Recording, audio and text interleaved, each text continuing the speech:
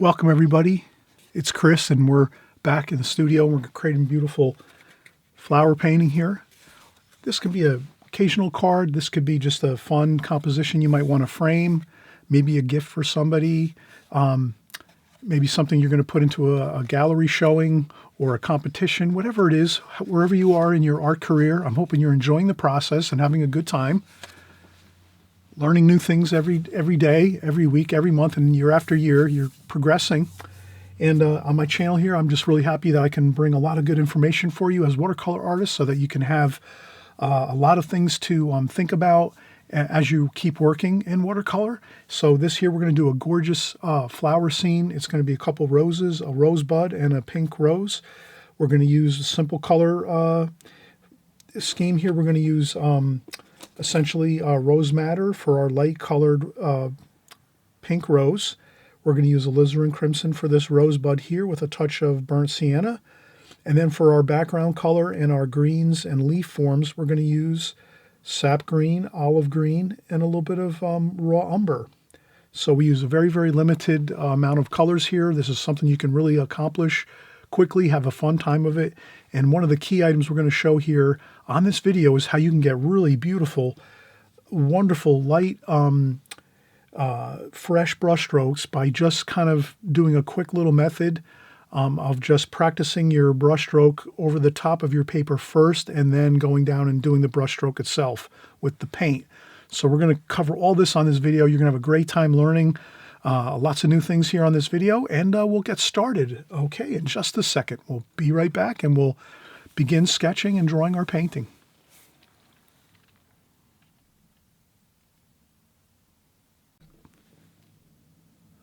All right, hey, welcome everyone. It's Chris Petri, and we're actually going to start a wonderful flower painting. It's going to be sort of a small composition. We're going to work on some Fabriano paper. This could be great for maybe warm-ups to doing some, maybe you're going to do a couple occasional cards, maybe some holiday cards, maybe some birthday cards. You can actually have a fun time doing small compositions and just doing them quick, doing them loose, having a good time, keeping things real fresh, and we'll see how it works out here. So we're just going to go with the flow. So I thought of maybe just some simple, maybe maybe a red rose bud and maybe like a pink rose together with some green stems, and just keep it real basic with a touch of background color. So let's try it out and see how it comes together here. So we have a, somewhat of a small rectangle here. I can take a quick measurement of this here. And this is a 4 by 5 1/4 inches. So I just taped off 4 inch by 5 1/4 inches with some artist tape. And that leaves me a nice rectangle here that we can work in. And again, we're going to try to just keep it loose, keep it fun. And we'll just get into the steps that we're going to do here. So the first thing we'll do is let's get the sketch in. And I'm just going to do this improv. So I don't have, you've seen the finished painting in the beginning of the video, so you can hit pause and maybe draw your sketch from there, your drawing from there, or you can work along with me here as you go. But the first thing I wanted to do is just basically get a super light pencil line of the basic composition of, filling up the rectangle with information with our flowers. So I'm going to do the pink rose over here.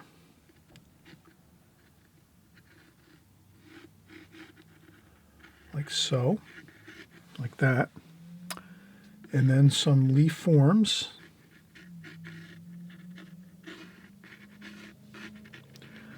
Like so. And I want to keep this very simple, so I'm not really going to do too much information in this rectangle. I'm going to try to just get a couple concepts here, a couple ideas in the rectangle. So the one pink rose over here. Like so, and then we're going to do a small red rose that has a stem coming across like so, and some green leaf forms. So I just want to get some of those in. So I'm penciling really light. I think you can see it okay. so I'm not going to worry too much, but we'll go over it with a darker pencil line too. Okay, so that's going to be our red rose there, bud. And then we have a leaf form there.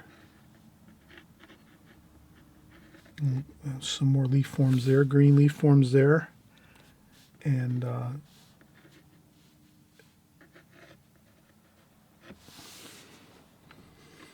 couple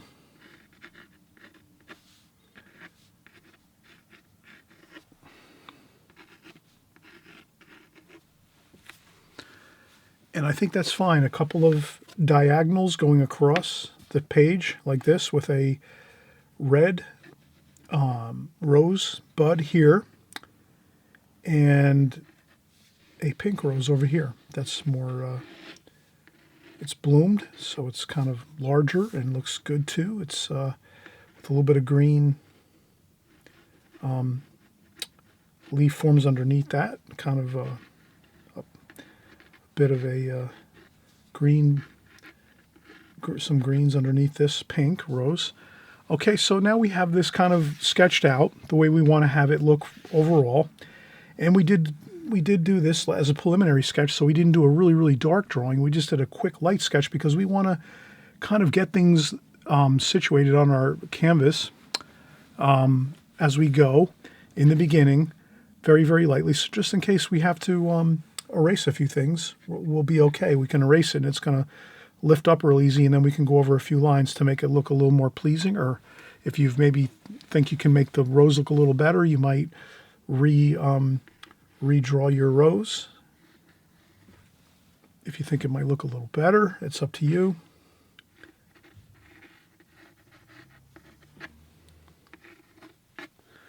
So I'm going to take a break now since we did our preliminary sketch. Usually preliminary sketches do take a lot of concentration. You're trying to get everything just the way you want it inside your rectangle on your watercolor paper, so that's real important. And then the next thing I like to do here is take a break and then come back and do my darker pencil lines, just so I can get a really good pencil line down, most importantly for you, so you can see it on video, which is going to help a lot when you're drawing this. And then also, too, I like to see pencil lines in my paintings, so I'm going to really enjoy that myself. So I have some self-indulgence here with some darker pencil lines coming up next. And then after this, we'll start the painting, but we want to do a darker pencil line over this light preliminary sketch next.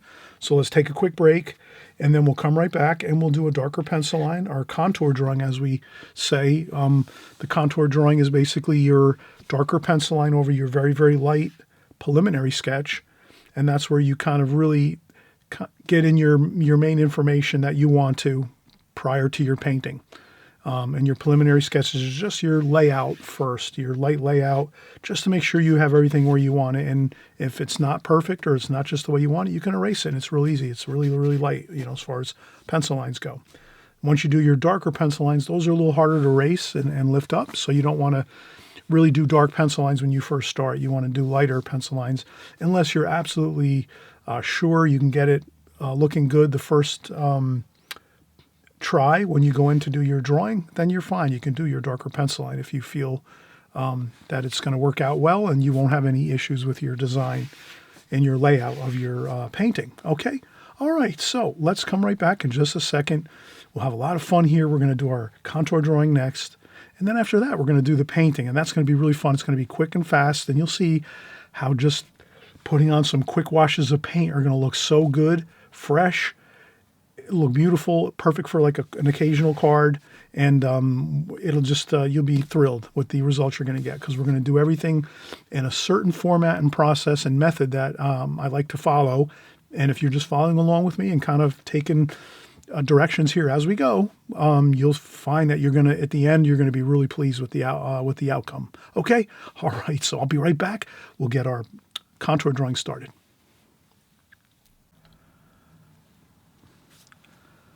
All right, so we just wanted to get back started again here, and we'll do our contour drawing. So I'll start out here by the stems at the bottom of this rectangle here.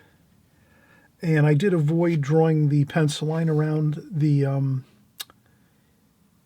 tape, just because I think when you lift up the tape on an occasional card or a small composition like this, I think that pencil line, I'm not sure if it's going to look so good. We could try it. Maybe the next time we'll do another video like this where we're doing a small composition. Maybe we'll try the pencil line around the tape here. But for right now, I'm just going to leave it just the tape. And hopefully you can kind of see the tape border around here pretty well. And let's start out. So I'm just going to start out with the, we're doing a contour drawing. So I'm going to start out in one place, the stem here, and then I'm going to do my,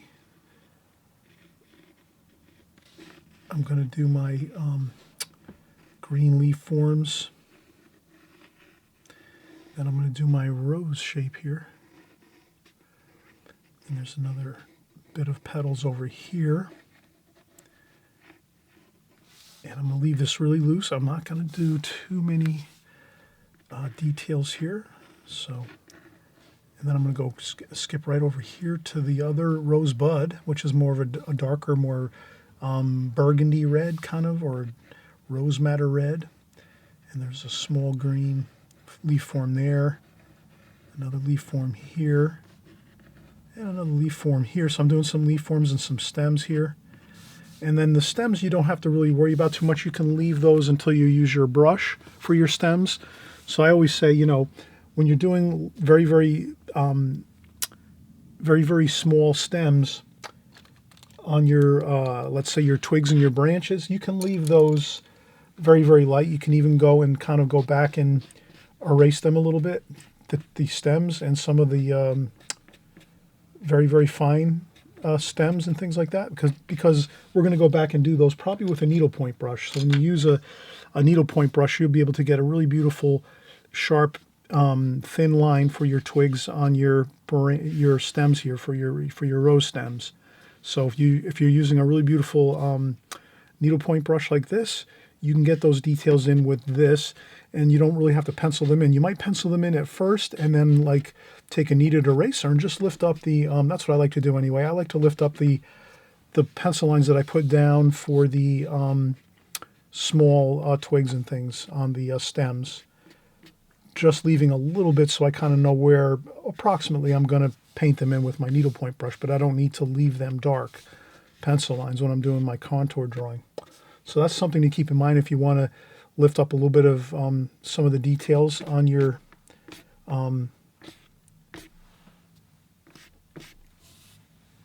drawing. But we did get our contour drawing in there, so you can kind of see we did that. And now the real fun happens when we're going to have a great time just putting in some beautiful color. And sometimes that's all you need is just some gorgeous color on your paper with some simple shapes like these flower shapes and leaf forms, and you'll have a gorgeous, beautiful painting for your occasional card, or maybe it's just going to be a composition you're going to do to frame and so forth for a collection of paintings or whatever. And look at this. We have crystal clear water. You need crystal clear water when you're doing a painting like this. When you start out, I always start out with fresh, clean water, and I change my water constantly when I'm painting, especially when you want to get real beautiful, pure looking color.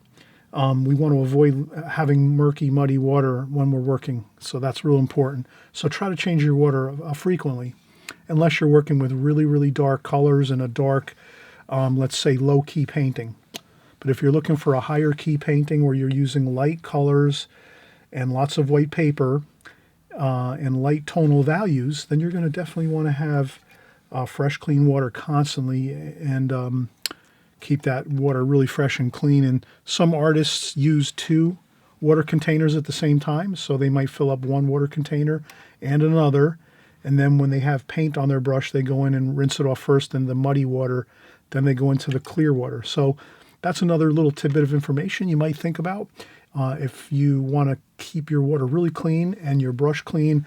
And you can also incorporate a secondary water container into your process when you're painting, so that you can kind of rinse off your brush first quick, get the majority of the paint, used paint and muddy paint that you might have been just mixing a mix here, or you might just have finished a certain portion of your painting and you want to rinse your brush off. You can always go into a first container with water, get the bulk of the paint off, and then you go back in and go into your second clean water.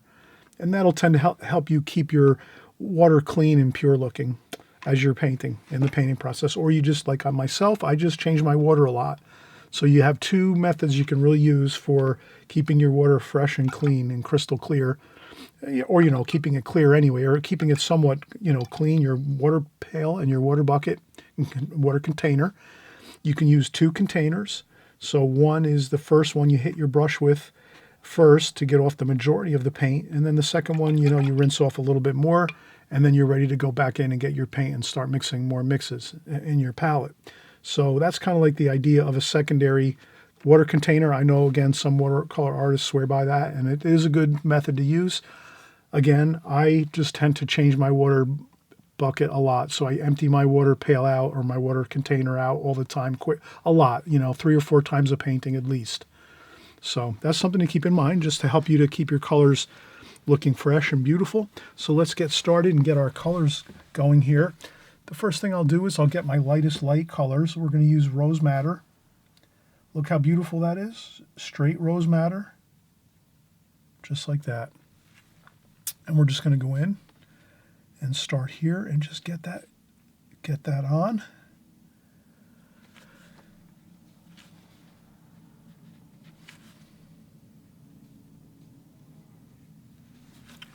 Then what I do is I rinse off my brush in that clean water.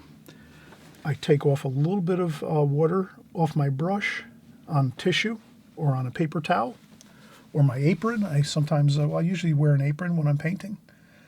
And then we just smooth that out and make it a little lighter here. So you can kind of see how I'm lightening up the wash.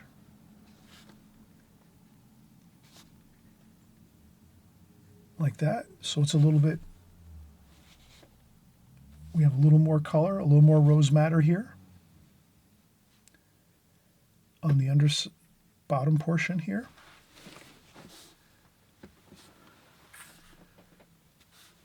And we leave it a little bit lighter up here on top.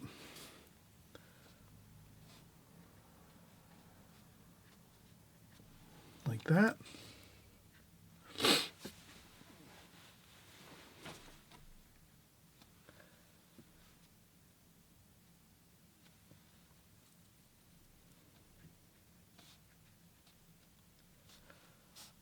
And you can even add a little more in there, as you see I'm doing.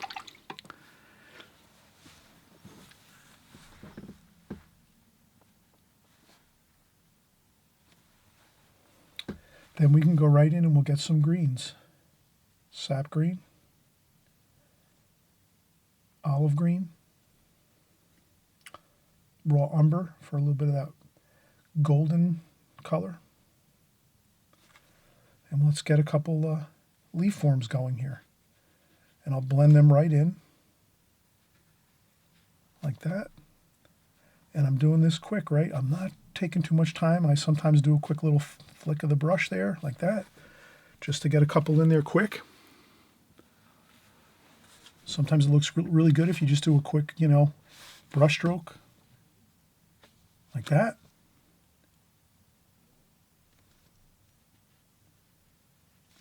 I get a little bit of burnt sienna. Over here, burnt sienna, burnt umber, touch of French ultramarine blue. And then maybe over here, I just do a little dark there. Like so. And again, I'm keeping this real light and fresh. And not too much brush strokes. I'm trying to keep these kind of fresh. And then we'll come right over here and we'll get this next rosebud here. Let's use alizarin crimson. So we're going to use a darker red. Or a has more of a stronger chroma to it. So the rose madder is lighter in tonal value. It's got a more of a light pink color to it. When you take some of your rose madder out of your palette and you put it in the palette with some water, a little bit of water, you'll see it's very light pink like this here. We see this. Then when I go in and get my alizarin crimson, you can kind of see right away how much it's darker in tonal value. So already you're getting a darker, more rich looking, exciting not, let's say not more exciting, but more rich and darker tonal value for your red there. And you can even add in a little bit of burnt sienna to darken that up just a little more, burnt sienna. And even, let's say, a touch of French ultramarine blue. And then we can do that. And then let's see how that looks. Perfect. Wow. So we're going to do that rosebud here. And then I get the darker tonal value in like so. Then I rinse my brush off. Then once I rinse my brush off in my clean water, I take off a little bit of water on the tissue. And then what I want to do is just lighten up a little bit on the top area of this rosebud up here, like so. Like that. And you can even go back in and get some more rose madder. And I think that looks really good. And then we can go back in and we'll start working in our greens. And again, our greens were sap green, olive green, and a touch of raw umber. And then we can just do our flicks of our brush. Again, keeping it real fast and loose. You're just going to want to look at the shape of the leaf form that you want to create, and then you have your pencil line already on the paper, so you've already drawn in your pencil line, so you already see how you got to pretty much go with your brush stroke.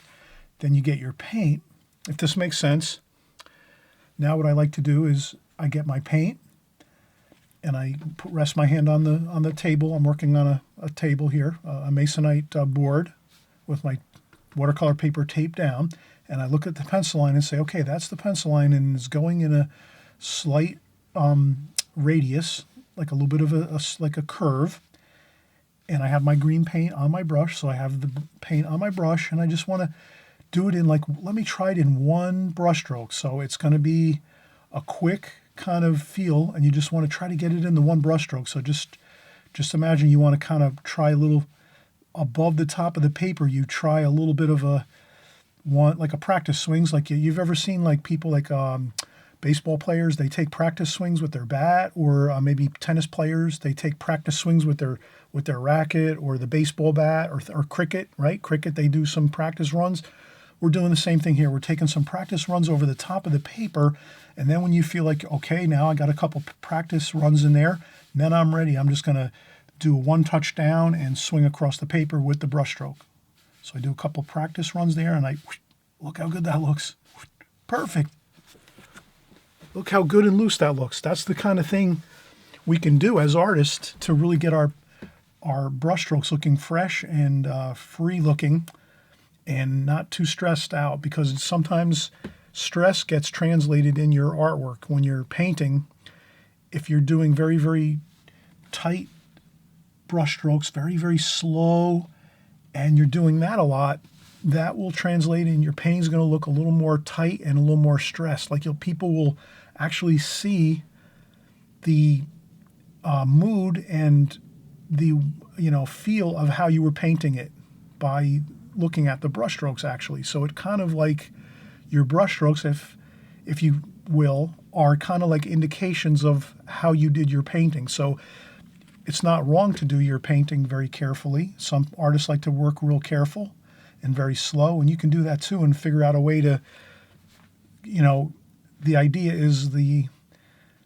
I would just say, if you want your painting to look a little fresher and freer looking, you'd want to do the same thing with your brush and try to do those practice runs over the top. And then when you feel like you can get that brush stroke in, then you just do it like that. Wham! Look how good that looks. Bam! We did it. Then we do another one like that.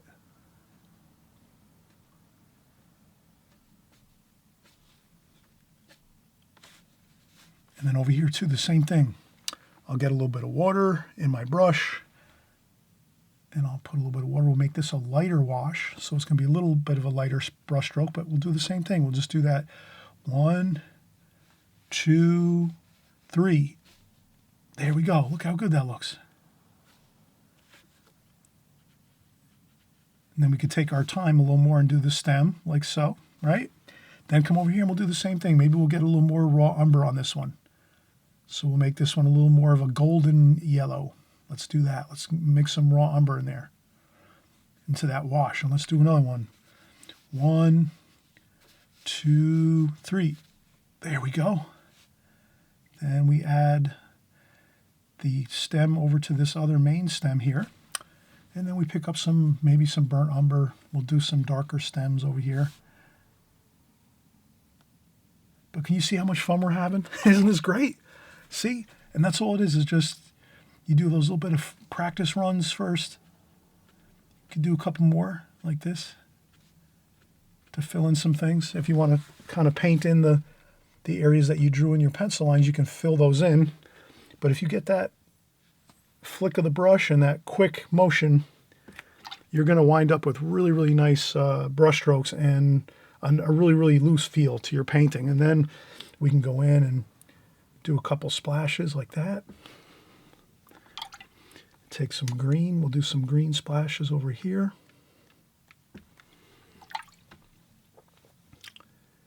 And we'll do a little bit of green like this.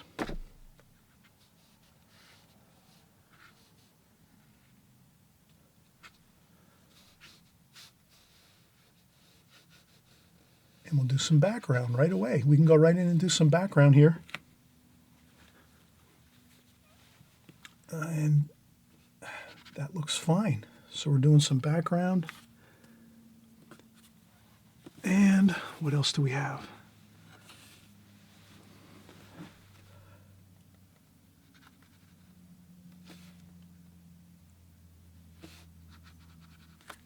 If you find some of your splashes are too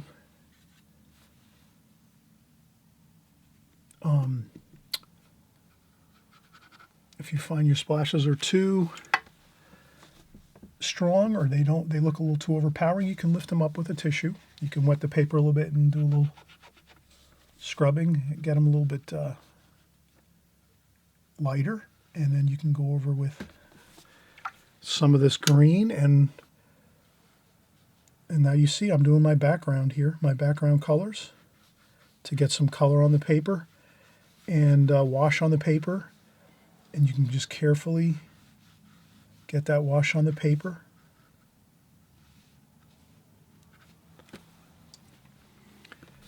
You can leave it white paper and not put too much background wash if you don't want to.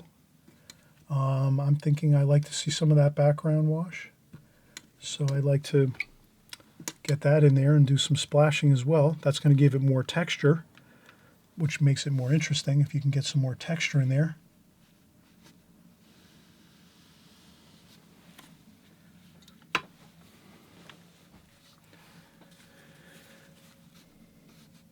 And then you can also take some of that and mix that into your flower a little bit, that greenish gold mix. And then you can blot it up a little bit. But that also looks good if you can get some of that green and gold mixture, which is the raw umber and the olive green and some of the sap green.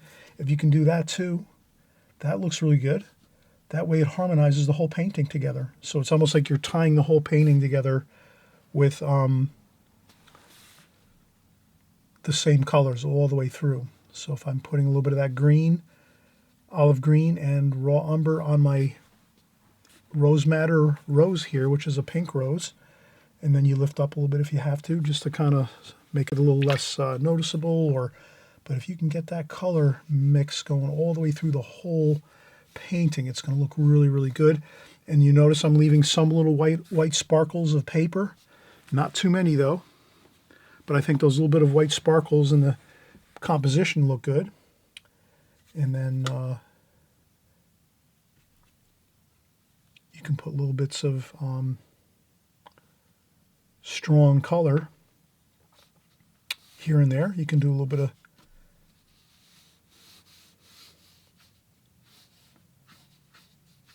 so you see how I add a little bit of darker, stronger color there and a little bit up here.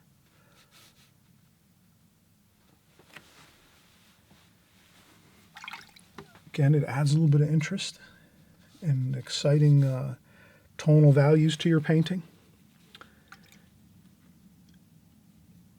And you can even add a little more of that red if you want to into the background color. And that will also harmonize everything really nicely. If you can do that too, that's really going to kind of make everything really harmonize together beautifully.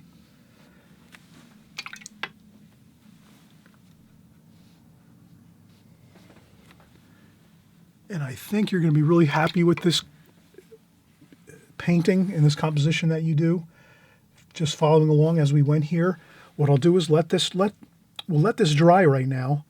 And then once it dries really, 90% dry, almost 100% dry, probably better off just let it dry 100%. You can blow dry it at this point, or you can let it dry naturally for a couple hours until it's completely dry. Then we'll go back in, we'll use our needlepoint brush, and we'll get a couple of those fine stems on the and little small branches and things on some of the the stems of these flowers, just to give it a little extra more detail to this composition, to this painting. And you'll even find that when you do that, a couple little quick small twigs or shapes of some stems, it's just going to take it to the next level. So let's do that. Let's take a break, let this dry, or if you want to use your blow dryer, you'll be all the faster and quicker to get started up again and get those small twigs and things in these stems on our flowers. So I leave it up to you how you want to do that. But I think we can actually let this dry, and you will notice that when we do that,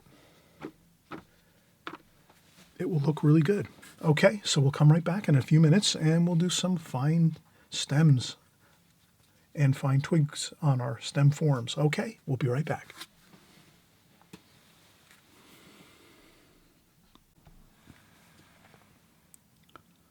Okay, so we're back and we're going to do our final bit of details on this wonderful painting here. It's a small composition. It could be an occasional card.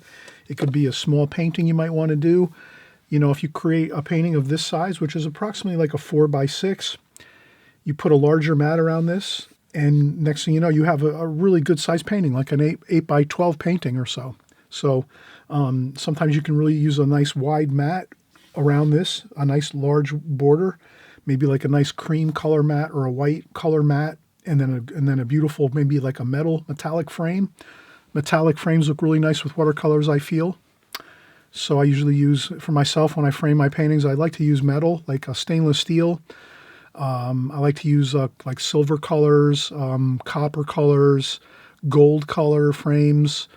Anything metallic looks really good. And of course, black always looks fantastic, like your gallery frames, which are usually just like a 2-inch or just basically a black frame, solid black frame, very simple, like gallery frames usually are. So I'm going to start out here and use my needlepoint brush, and I think that's all we're going to use at this point. What I'd like to do is basically I like to get a darker dark here for my twigs and stems. So I'm going to start out with the same colors we used, sap green, raw umber, and I think once we use the green and the raw umber, then we're like halfway there. Then maybe a little bit of burnt sienna, and then a little bit of blue, French ultramarine blue. If I mix all those three together, that gives me quite a nice dark tonal value and color range for the mixture. And I think a little more green I think might look good in there. And then once I load up my brush, I always like to have a tissue so I can dry off a little bit of the color on my brush on the tissue so that I don't go too much paint, which could lead to a problem. And then these are the same kind of things you want to do. We're just talking about this, very in the beginning of the video, or like when we started painting in this video, we talked about how you can kind of do that practice kind of feel where you kind of 1, 2, and then boom, bam, 3. You go in and you hit that really nice brush stroke. So we're going to try to do the same thing here. And I'll just do a couple of those. 1, 2, 3. Boom. Good. Looks good. Then maybe I can just hold my hand and rest it on the paper. Paper's 100% dry now. Remember, we used the blow dryer, or you can let this dry naturally, but I use the blow dryer and I rest my hand on the paper. And then I can just do the same thing here. A couple little quick, like that. And I think a little more brown might look good in there. Kind of an earth tone with a little bit of red even too, alizarin crimson there. You can't go wrong with using the same colors you used in the painting. So I always find that when I go in and I'm doing subsequent washes in my paintings, toward the end of the painting, if I'm doing some details and things like that, I tend to kind of use the same colors I've used throughout the painting already. You can't go wrong doing that. The only problem you might have, you might find that if you start using paints or colors, actually the actual colors, if you use colors other than what you've used already in your painting, and you start introducing that into your painting, that can look a little bit unpleasant looking, because it kind of doesn't like have that blending effect of harmonizing with your painting. So that's always a good thing to keep in mind when you're doing watercolors, is you try to keep your colors the same. And when you kind of have your main colors in your painting situated, and you're already, like, let's say 90% done with your painting, then you're set. You kind of just know you're not going to use anything off that game plan. You're going to just go back in and use the same colors that you used when you originally started. So I'm going to do a few more stems here, a couple more here, maybe. Like that.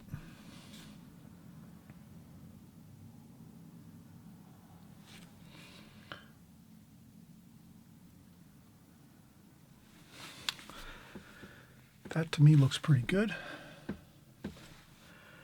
Then I add a little more water here. And then I think I'm going to do a little splashing. So I just pick up the paint with a little bit of water, not too much water, and just a few splashes. And that to me gives it a little bit of a sparkle. It looks good. A little bit of more texture to the painting. And I think that looks fine. So now that we're at this point, well, let's peel off the tape and we'll kind of see what it looks like with the white border around it. Remember we taped off this painting with some artist tape, and you'll be surprised if you can. I like to mention this, everyone, and I hope you'll do this when you're at home and you're painting all the time. Most times, try to tape your paintings, whether you're just doing some simple compositions for fun, or you're doing your paintings for, if you're starting to build up a little bit of a stockpile of paintings and you might want to start selling them and putting them online for sale, or selling them to friends at work or some of your relatives, or when you're starting to get a little better at watercolor, or you might even be painting now a number of years and you're doing really well, but you've never thought of selling some of your artwork. Try to get some of your artwork out there. Try to sell some of it. Kind of, bring it places and show people and say, oh, I'm looking to sell some paintings. I have a whole bunch at home, and I want to move some of these out of the studio and make room for new ones. And next thing you know, you'll have people excited and say, oh yeah, that looks really nice. I could use that. I could really see that in my living room or my dining room or my kitchen. So people really will be very open to your artwork and want to purchase your artwork if you just let them know about it. Sometimes I know everyone's out there. We're all different, but I'm kind of the same way too. I don't always promote myself that much. On YouTube I do. Of course, you know me here on YouTube. I'm always singing my own praises, but sometimes, out in the real world, I don't always necessarily promote my own work as much as I should probably. But in any case, that looks really great. So yeah, once you lift off the tape, you kind of see it. That's how it would look framed.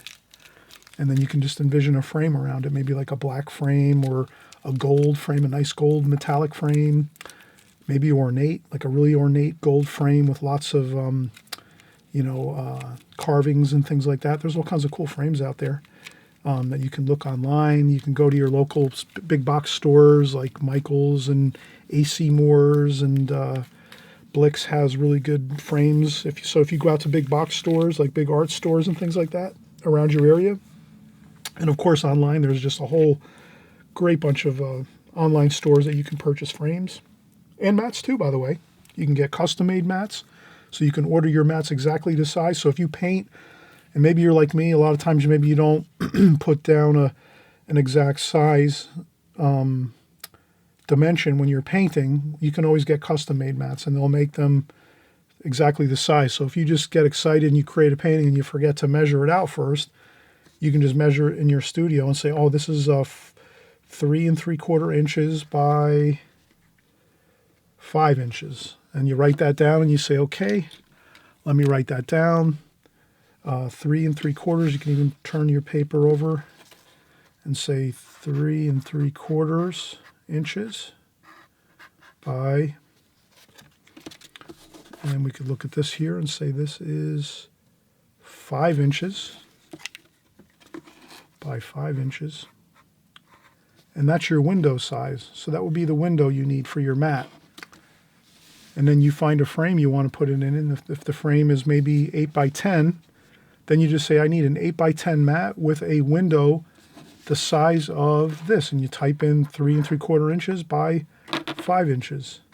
And they'll custom cut your mat for you so that when it arrives at your house, at your home, at your place, it'll have a perfectly cut window that fits right over the top of this so that there's no white showing and you just see the painting.